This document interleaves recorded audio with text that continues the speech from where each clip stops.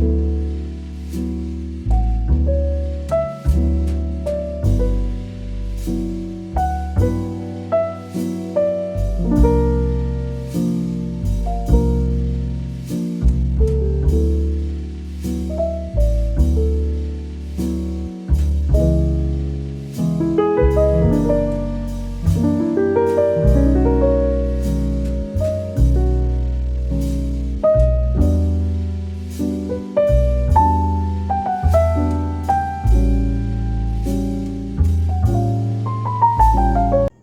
girlfriends, how's everybody doing today?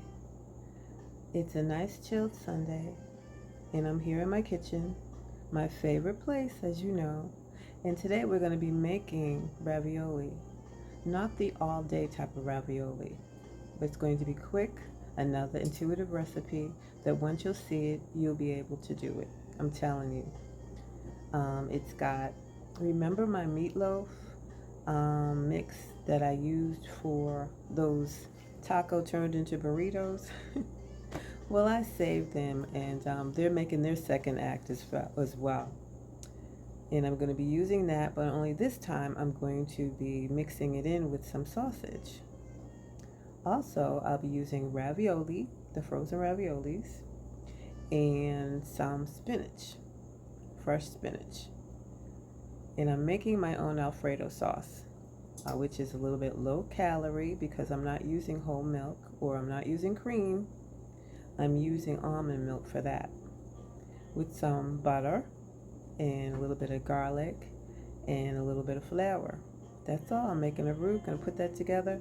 We're gonna layer this all up in a nice baking dish. And I have enough that'll probably last me for a couple of days.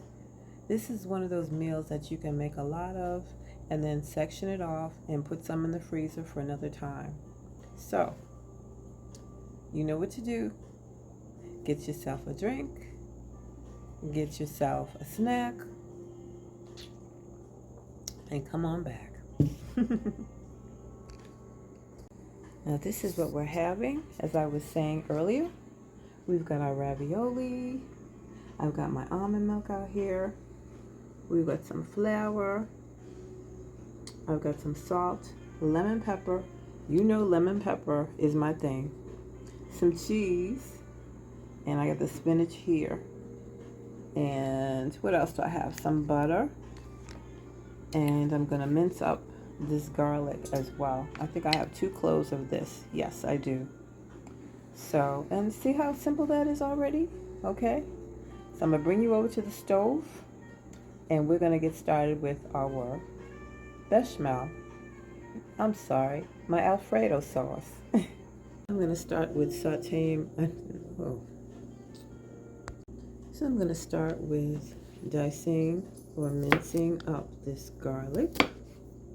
I have 2 cloves here. I think I probably use garlic in just about everything that I cook, which is a good thing because garlic is so healthy for you, especially when you get to our age, you know what I mean?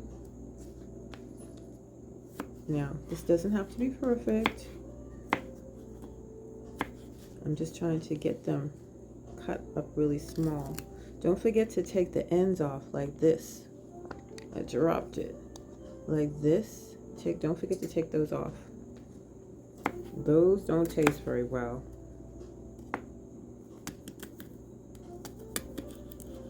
So just go ahead and cut them up like this. Any kind of way you want to.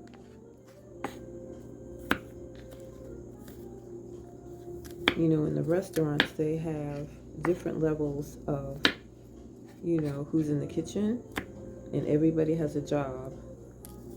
So they get pretty good. The ones that are assigned to, here goes my oven, let me know it's ready. They get pretty good when they are chopping and dicing the same stuff all the time. But I don't have any set way of how I do it. I don't really care as long as it's cut up.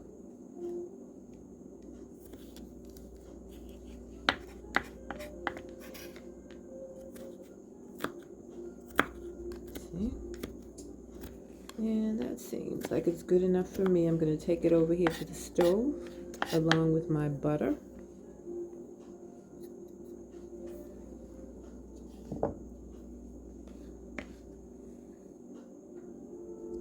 So I'm melting the butter. It's about 2 tablespoons or so.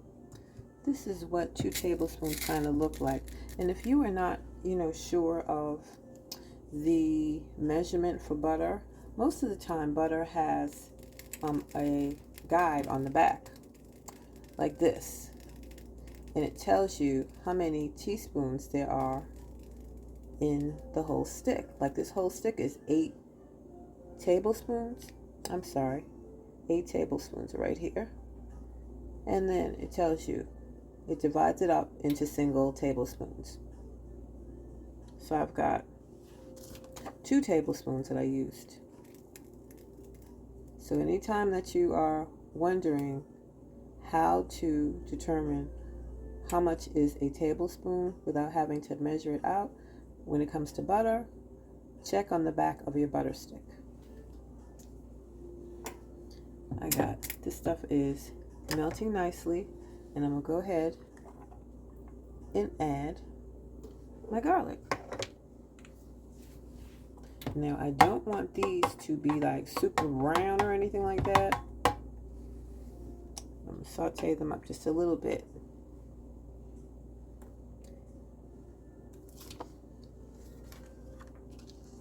And when they're a little bit browner, I'm going to go ahead and stir my flour.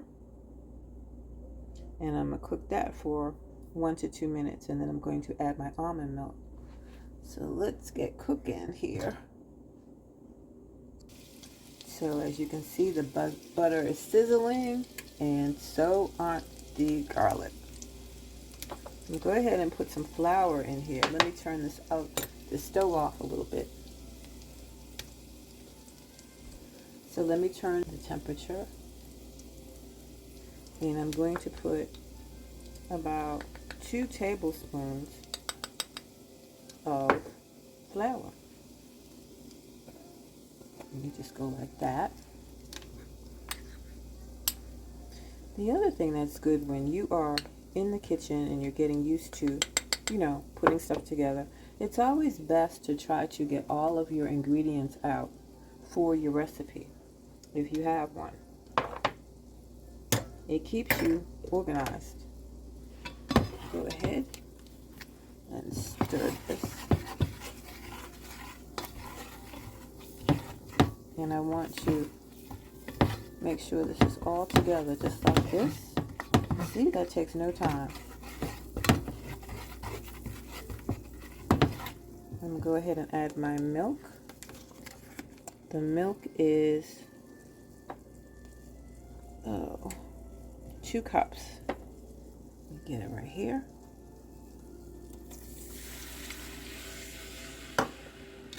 And while I'm making a mess all over my stove,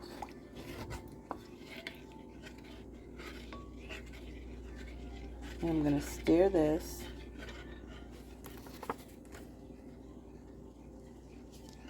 And you have to constantly stir this. This is going to become thicker, okay? See how thick this is becoming? That's what you want. Nice and smooth and thick. So you just keep stirring it, just like that.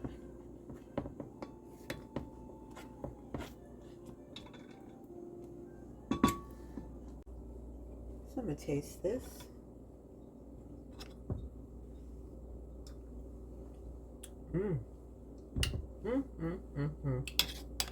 Perfect. I like it. All right, so we're going to put this to the side.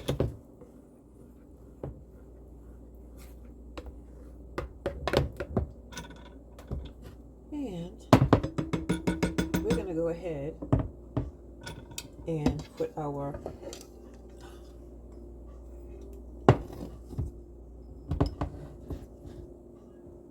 beef sausage mixed together. So remember last week I told you how I was using the meatloaf mix in the taco turn burrito. So I'm using up the other half of that, and then I added some sausage. This is basically sweet sausage.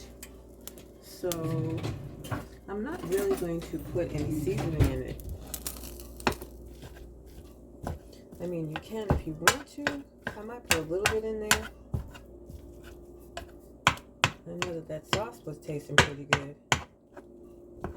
And you just take, and that's what I do with like my leftovers. If I have them, I just combine them with something else for the next week.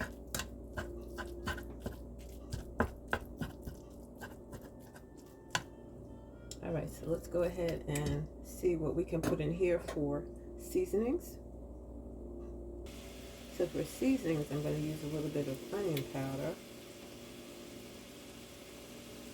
And because I'm not putting any onions directly into the dish.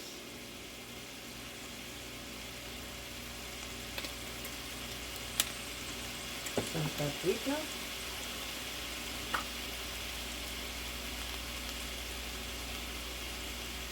I would say about a teaspoon or so. And some Italian seasoning.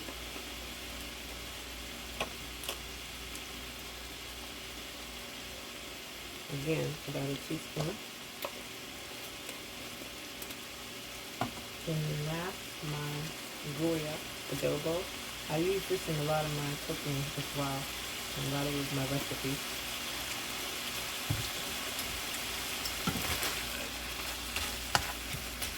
Go ahead. And we're going to let this hang out here.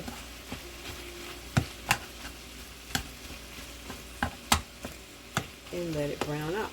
Once we brown up, we can put everything together and put it in the oven. And this is just about brown. Yep. Turn this off, and we can put it all together.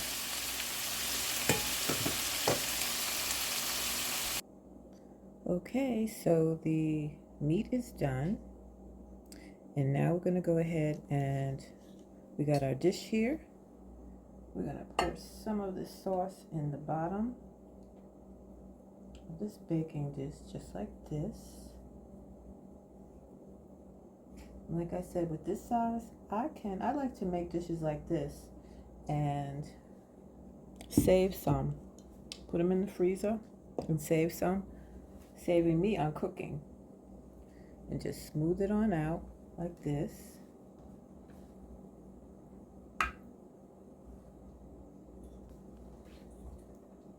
Make sure it's all in the corners like this. Next, I'm going to go ahead and layer on my ravioli. Now these are frozen ravioli, and I'm just going to put them in the bottom on top of the sauce.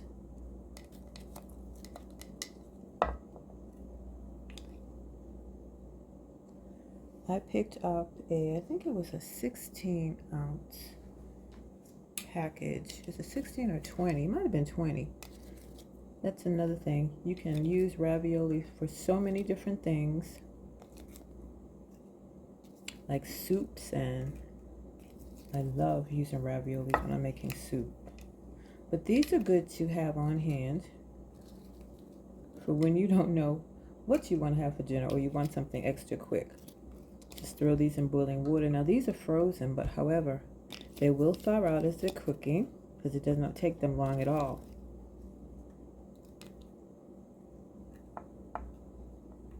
And I don't think we're really going to have to like layer up too much, so I'm just going to squeeze them in here wherever I can. Just like this. All like that.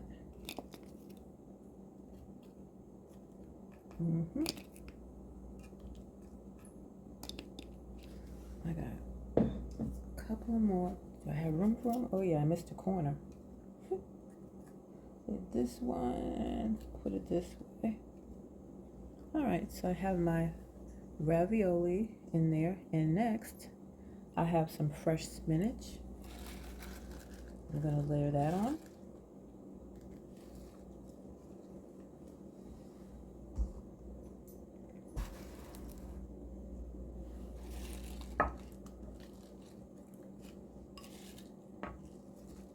I don't ever cook my spinach in advance, because what will happen is that it will be all wilted and yucky. You don't want that. Spread these over just like this.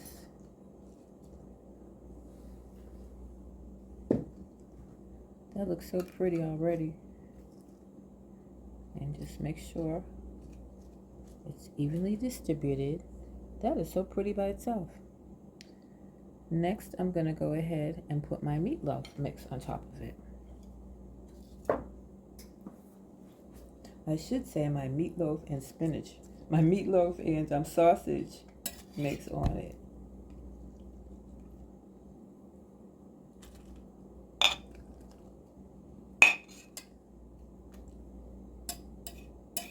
This smells delicious already.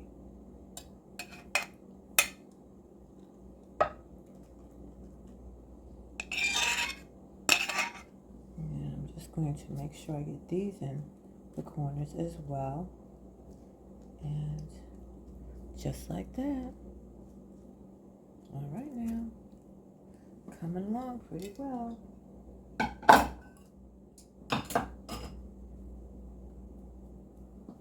Now,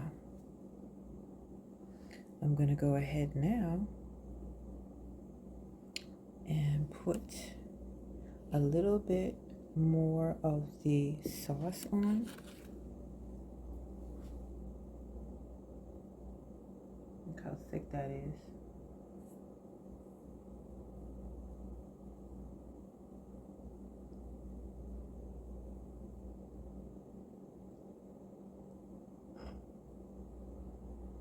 Spread it out.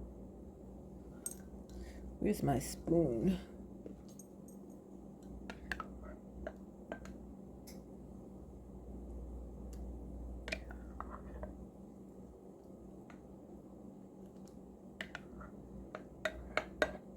Just like this.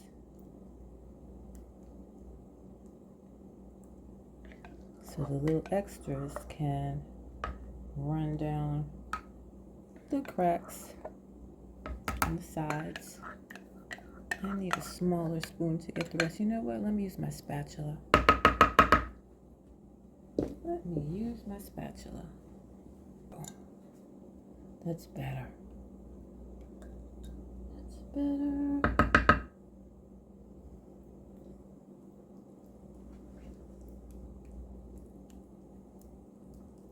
Now I could put more. I could have put more ravioli in there, but I don't. That's too much, because the ravioli has cheese in it as well. I want to use every single bit of this up.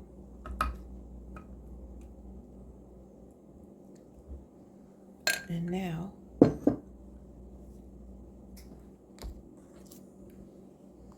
got my topping, which I think this is Asiago cheese. I'm going to cover the top.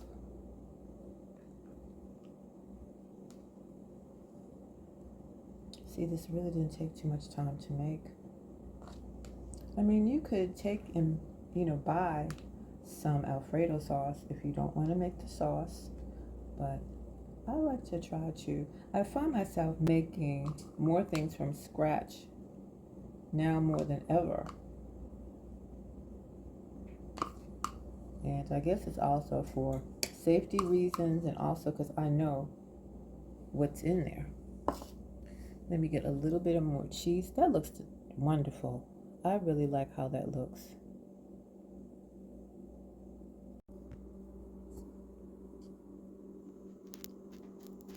The last thing I'm going to put on this is, I think I'm going to add some breadcrumbs. I'm going to be putting this into a 375-degree oven for about 25 to 30 minutes.